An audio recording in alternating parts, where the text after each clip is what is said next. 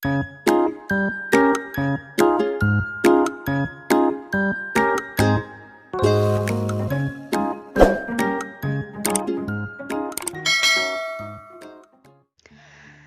semua, selamat datang di channel YouTube aku. Terima kasih yang udah mau mampir di channel YouTube aku.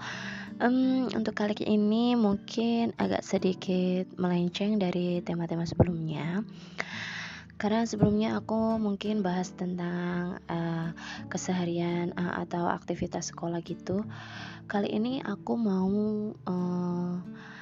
sedikit ngebahas tentang poin-poin penting nih dalam Permenpan atau Peraturan Menteri Pendayagunaan Aparatur Negara dan Reformasi Birokrasi Republik Indonesia yang pastinya udah ditunggu-tunggu semua calon ASN terutama P3K gitu ya, karena kemarin kan sempat gembar-gembor gimana kapan tahap 3, gimana nasibnya yang lulus passing grade tapi nggak dapat formasi. Nah, kali ini sudah menurut kabar berita yang santer terdengar ini sudah resmi gitu rilis peraturan perundang-undangannya, Peraturan Menteri Pendayagunaan Aparatur Negara dan Reformasi Birokrasi Republik Indonesia nomor 20 tahun 2022 tentang pengadaan pegawai pemerintah dengan perjanjian kerja untuk jabatan fungsional guru pada instansi daerah tahun 2022. Oke, jadi kita mau sedikit bahas poin-poinnya aja di sini. Gimana alurnya atau gimana syaratnya dan siapa saja sih yang boleh daftar, yang boleh mengikuti tes tahap 3 P3K tahun 2022. Yang santer didengar juga katanya tahap 3 ini tuh dibareng nih sama tes P3K tahun 2022. Jadi seperti itu. Bagaimana mekanismenya?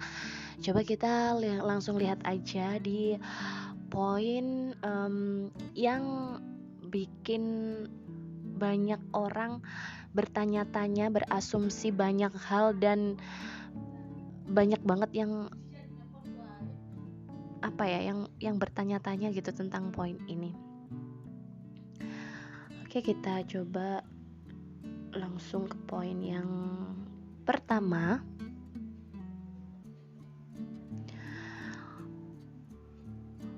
Oke, di sini di bab 2 kategori dan persyaratan pelamar.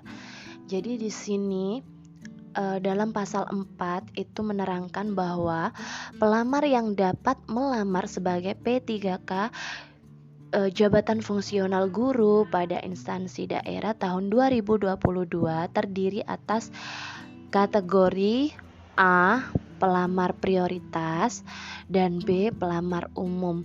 Jadi di sini ada dua kategori nih di kategori pelamar yang dapat melamar sebagai P3K jabatan fungsional guru. Ada dua kategori, yang pertama pelamar prioritas dan pelamar umum. Oke, mungkin kita kupas dulu yang bagian A, yang pelamar prioritas. Apa sih pelamar prioritas itu? Dan yang tergabung dalam atau yang dikatakan sebagai pelamar prioritas itu yang seperti apa gitu kan ya. Coba kita pelajari di pasal 5 ayat 1. Di situ diterangkan bahwa pelamar prioritas sebagaimana dimaksud dalam pasal 4 huruf A terdiri dari A pelamar prioritas 1, B pelamar prioritas 2, dan C pelamar prioritas 3. Oke, dari sini kita tahu nih dari pasal yang sebelumnya, pasal 4 itu tadi yang pelamar prioritas, itu ternyata di sini dibagi lagi menjadi 3 bagian, antara lain pelamar prioritas 1, prioritas 2, dan prioritas 3. Oke. Di poin A, pelamar prioritas 1 itu sebagaimana yang dimaksud pada ayat 1 huruf A ini terdiri atas siapa saja ya. Jadi yang dikatakan pelamar prioritas 1 di sini ada THK 2 yang memenuhi nilai ambang batas pada seleksi P3K Jabatan Fungsional Guru tahun 2021. Oke, ini poinnya berarti yang kemarin yang sudah pernah ikut tes, beliau-beliau yang termasuk atau sudah menjadi K2 dan yang sudah lulus passing grade pada tes seleksi P3K tahap 1 ataupun tahap 2 yang kemarin di tahun 2021 itu termasuk dalam kategori pelamar prioritas 1 nih. Jadi kalau ada K2 yang sudah lulus passing grade, berarti dikatakan beliau menjadi pelamar prioritas 1, seperti itu. Dan ada lagi selain THK 2 tadi, ada guru non-ASN yang memenuhi nilai ambang batas pada seleksi P3K Jabatan Fungsional Guru tahun 2021. Oke, lagi-lagi tahun 2021 berarti tahun yang kemarin nih. Para guru atau yang sudah menjadi guru, yang sudah mengajar gitu ya, yang tahun kemarin sudah lulus passing grade, itu dikatakan di sini menjadi pelamar prioritas 1.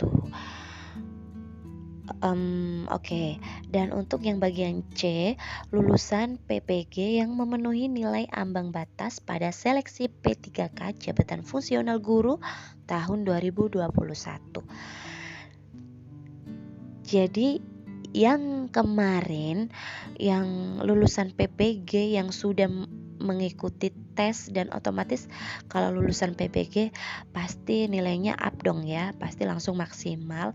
Tapi di tahun kemarin masih belum dapat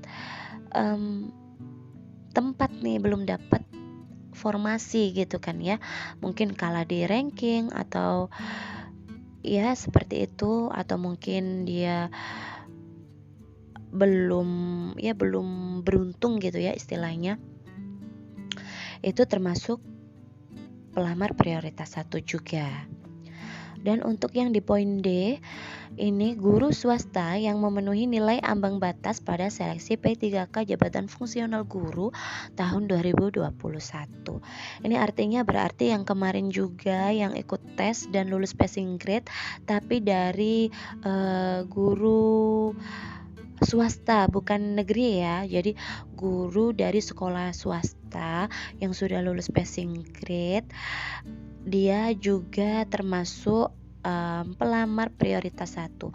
Dari kesimpulan ini mungkin bisa disimpulkan kalau pelamar prioritas 1 itu adalah peserta ujian seleksi P3K tahun kemarin, tahun 2021, entah itu tahap 1 ataupun tahap 2 yang sudah lulus passing grade dalam tanda kutip begitu ya. Itu menurut pemahaman saya. Dan juga mungkin ya memang seperti itu mekanismenya gitu. Terus di sini di poin 3 itu pelamar prioritas 2 sebagaimana dimaksud pada ayat 1 huruf B merupakan THK 2. Jadi kalau kemarin ada guru yang termasuk K2 ikut tes tapi belum lulus passing grade nih, nah itu boleh mengikuti kembali di seleksi tahap 3 besok, tapi beliau termasuk pelamar prioritas 2 di sini. Jadi kalau yang THK 2 yang sudah lulus passing grade itu termasuk prioritas 1, tapi kalau THK 2 yang belum lulus passing grade dan akan atau mau tes gitu ya di P3K tahap besok ini, tahap 3, itu termasuk pelamar prioritas 2 seperti itu. Dan untuk yang di nomor 4, pelamar prioritas 3 sebagaimana dimaksud pada ayat 1 huruf C merupakan guru non-ASN di sekolah negeri yang terdaftar di Dapodik dan memiliki masa kerja paling rendah 3 tahun. Oke, dari pelamar prioritas 3 ini berarti ini guru-guru yang sudah mengajar mengabdi selama 3 tahun dan terdaftar di Dapodik, yang kemarin belum lulus nih, yang kemarin dites tahun 2021 mungkin belum rezekinya gitu ya, belum sampai pada passing grade-nya, belum melewati passing grade dan belum lulus, itu dimasukkan dalam kategori pelamar prioritas 3 seperti itu. Oke, kalau itu tadi mengenai pelamar prioritas. Sekarang kita mulai ke poin yang selanjutnya, yaitu pelamar umum. Apa sih pelamar umum atau siapa saja sih pelamar umum itu? Dalam pasal 6, pelamar umum sebagaimana dimaksud dalam pasal 4 huruf B terdiri atas A. Lulusan PPG yang terdaftar pada database kelulusan PPG di Kementerian Pendidikan, Kebudayaan, Riset, dan Teknologi. Jadi pelamar umum di sini yang mungkin nih dari beberapa pelamar nantinya itu punya lulusan atau punya sertifikat pendidik gitu. Nah, itu bisa ikut tes di tahap 3 atau di tahun 2022 ini sebagai pelamar umum seperti itu. Dan di poin B, pelamar yang terdaftar di Dapodik. Artinya pelamar umum ini harus terdaftar di Dapodik seperti itu. Jadi seperti itu poin-poin yang mungkin masih banyak dipertanyakan. Kalaupun dari teman-teman nih ada yang mau kasih masukan, boleh langsung ditulis di kolom komentar apa-apa aja masukannya, atau mungkin ada referensi lain nih tentang Permenpan RB tahun 2022 ini, boleh langsung aja ditulis di kolom komentar.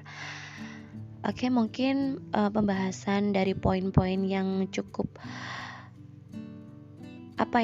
banyak dipertanyakan sama orang, termasuk diri aku sendiri ini juga masih mempertanyakan gitu. Yang benar yang mana sih, yang seperti apa sih sebenarnya itu, yang gimana, dan nantinya itu akan seperti apa. Apalagi yang lulus passing grade kemarin itu pasti berharap banget bisa gitu ada titik terang gitu lah ya. Jadi kita berharap semoga pemerintah memberikan